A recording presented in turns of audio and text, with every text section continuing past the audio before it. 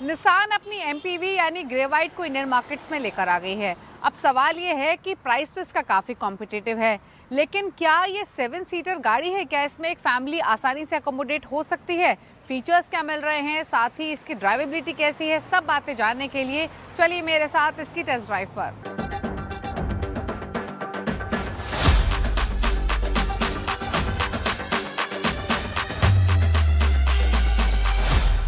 Nissan के पास इकलौती गाड़ी जो इंडियन मार्केट्स में उसकी प्रेजेंस को होल्ड कर रही है वो है सिर्फ मैग्नाइट। आप इसे सोल कैश काउ भी कह सकते हैं, लेकिन अगर अपने पैर जमाए रखना है तो ज़्यादा प्रोडक्ट्स चाहिए, एक्सपैंड करने की भी ज़रूरत है और शायद उसी बात पर निसान अब फोकस कर रही है। निसान इस साल इंडियन मार्केट्स में इसीलिए 3 गाड़ियाँ लेकर आएगी और पहली गाड़ी ऑलरेडी ला चुकी है ग्रेवाइट के फॉर्म में। इंटरेस्टिंग ये है कि ग्रेवाइट शायद वो प्रोडक्ट है जो निसान को इंडियन मार्केट्स में चाहिए भी। क्यों? क्योंकि ये एक सब 4 मीटर एमपीवी है, ट्राइबर को भी प्राइस के मामले में अंडरकट करती है और ओवरऑल भी इसको काफी अग्रेसिवली कंपनी प्लेस कर रही है। ग्रेवाइट के सबसे यूनिक बात यह है कि ये सब 4 मीटर एमपीवी है और इसकी कीमत आप मान के चले कि कोई भी आप हैचबैक अगर देखते हैं तो उसके बेस वेरिएंट से भी ये सस्ती है, क्योंकि इसकी कीमत शुरू होती है 5.6 लाख से। तो प्राइसिंग तो इसकी काफी अट्रैक्टिव है, लेकिन इस कीमत में क्या डिजाइन मिल रहा है, क्या फीचर्स मिल रहे हैं और ये ड्राइवेबिलिटी कैसे ऑफर कर रही है, उस पर करते हैं फोकस। की शुरुआत करते हैं डिजाइन के साथ। और ओवरऑल अगर आप इसका डिजाइन देखेंगे तो ये ट्राइबर से तो काफी डिफरेंट दिखाई देती है। इसमें आपको फ्रंट में ही लार्ज लेटर फॉर्म में ग्रेवाइट लिखा हुआ दिखाई देगा। नई ग्रिल इसमें मिल रही है, DRL सिग्नेचर्स हैं और साथ ही सी शेप्ड एलिमेंट्स भी आपको इसमें काफ़ी सारे दिखाई देंगे। व्हील्स भी अगर आप देखेंगे तो वो ट्राइबर से डिफरेंट है, यानी ग्रेवाइट को जो ओवरऑल लुक है वो काफ़ी प्लीजिंग देने की कोशिश की गई है और थोड़ा सा इसको डिस्टिंक्टिव भी रखने की कोशिश की है। फ्रंट में आपको इसमें बड़ी ग्रिल मिलती है और अगर आप क्लोजली देखेंगे तो ब्लैक ग्लॉस फिनिश तो काफ़ी दिखाई देगा ही, लेकिन उसके साथ साथ सिल्वर एलिमेंट भी आपको लोअर बम्पर में मिलते हैं। फ्रंट में आपको सेंसर्स और रेडार्स भी दिखाई देंगे।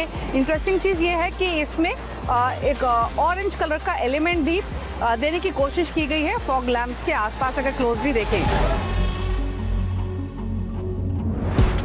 साइड प्रोफाइल की बात करेंगे तो इसमें आपको 15 इंच के तो अलॉय व्हील्स मिल रहे हैं। डिज़ाइन डेफिनेटली साइड से भी इसका काफ़ी डिस्टिंक्टिव लगता है।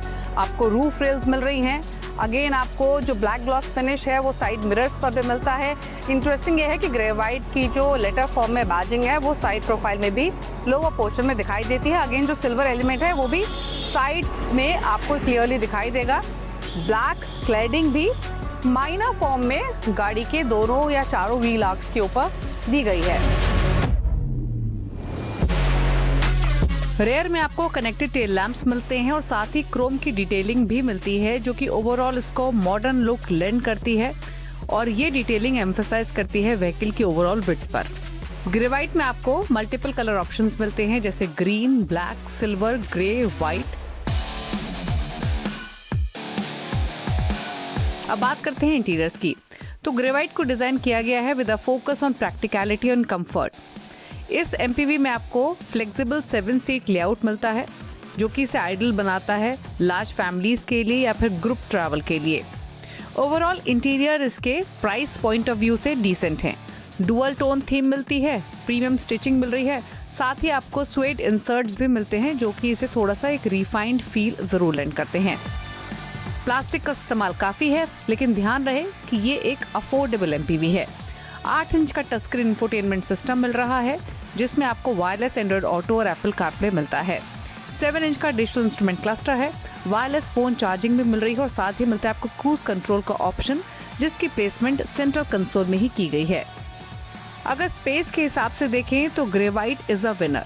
अगर आप थर्ड रो को छोड़ दें जो कि स्पेशली किड्स के लिए है तो ये एक ऐसी मिड साइज एसयूवी है जिसमें आपको डिसेंट स्पेस मिल रही है। सेकंड रो में इन पर्टिकुलर कंफर्टेबल है और इनफैक्ट यहाँ 3 अडल्ट्स भी आसानी से बैठ सकते हैं। ड्राइवर सीट में भी आपको इनफ रूम मिलता है टू मूव आर्म्स अराउंड।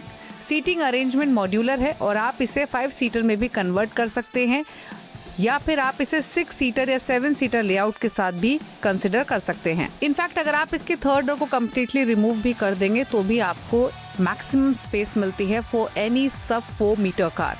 इसमें आपको उस स्थिति में 625 लीटर का ह्यूज बूट स्पेस मिलता है। कन्वीनियंस को भी ध्यान रखा गया है और इसीलिए सेकंड और थर्ड रो के पैसेंजर्स के लिए रेयर एसी वेंट्स भी मौजूद हैं। यानी इस गाड़ी में आपको तमाम चीजें मिलती हैं जो आपके ओवरऑल ड्राइविंग एक्सपीरियंस को एनहांस करती हैं, इंश्योरिंग कनेक्टिविटी और कन्वीनियंस बनी रहे। इंजन की बात करें तो ग्रेवाइट में आपको 1 लीटर का 3 सिलेंडर पेट्रोल इंजन मिलता है जो 72 HP की पावर और 92 Nm का टॉर्क लैंड करता है। और इसमें ये आप देख सकते हैं क्लोजली इंजन, और इसे स्टैंडर्ड के तौर पे पेयर किया गया है 5 स्पीड मैनुअल और 5 स्पीड ऑटोमेटिक गियरबॉक्स के साथ। अब बात सबसे पहले सेफ्टी की कर लेते हैं, क्योंकि सेफ्टी को सिग्निफिकेंट इंपॉर्टेंस ग्रेवाइट में दी गई है। ये है तो एक अफोर्डेबल एमपीवी, लेकिन इसमें 6 एयरबैग्स स्टैंडर्ड में मिल रहे हैं। साथ ही इसमें एडवांस सेफ्टी टेक्नोलॉजीज भी हैं, जैसे electronic stability control, ABS with EBD, hill start assist, tyre pressure monitoring system, rear parking sensors और कैमरा। यानी वो तमाम फीचर्स हैं जो कि एक सेफ ड्राइविंग एक्सपीरियंस को इंश्योर करते हैं। अब बात करें ड्राइविंग एक्सपीरियंस की, तो वो इसमें एवरेज है। जैसे बताया गया, इसमें 1 लीटर का नेचुरली एस्पिरेटेड इंजन है। ये थोड़ा नॉइजी भी है, स्लगिश भी है, थोड़ा स्ट्रगल भी करता है लॉन्ग व्हीकल्स को ओवरटेक करने में ऑन हाईवेज या फिर स्टीप इंक्लाइंस को क्लाइंब ही क्यों ना करना हो। हालांकि ये एफिशिएंट है और लवली टू ड्राइव है in slow moving city traffic. Fuel efficiency की बात करें तो कंपनी का दावा है कि मैनुअल गियरबॉक्स के साथ आप हाईवेज पर लगभग 19 किलोमीटर प्रति लीटर का माइलेज हासिल कर सकते हैं। हालांकि रियल वर्ल्ड में लगभग 14 से 16 किलोमीटर प्रति लीटर का mileage specially city traffic plus highways के कॉम्बिनेशन के साथ मिलना वाजिब है। ओवरऑल इसका स्टीयरिंग भी काफी लाइट है और सिटी यूज के लिए वेल सूटेड है। हालांकि ये आपको अभी सिर्फ एक इंजन ऑप्शन के साथ ही मिल रही है। कंपनी हालांकि प्लान कर रही है इन फ्यूचर इसके CNG वेरिएंट को इंट्रोड्यूस करना। अब बात करें इसके कंपटीशन की, तो ग्रेवाइट एक कॉम्पैक्ट एमपीवी सेगमेंट में आती है। अफोर्डेबिलिटी और प्रैक्टिकलिटी इसके की फैक्टर्स हैं। मेन राइवल्स हैं Renault Triber, Maruti Suzuki Ertiga, XL6 या फिर किया करेंस।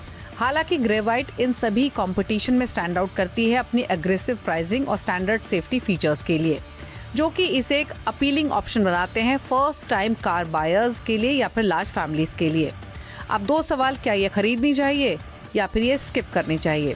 तो पहले बात करते हैं कि इसे आप क्यों खरीदने के बारे में कंसिडर कर सकते हैं। ये एक extremely good value for money choice है प्राइस कॉन्शियस इंडियन फैमिलीज के लिए। 6 एयरबैग स्टैंडर्ड मिल रहे हैं। इनफैक्ट टॉप एंड वेरिएंट भी अंडर 10 लाख आता है।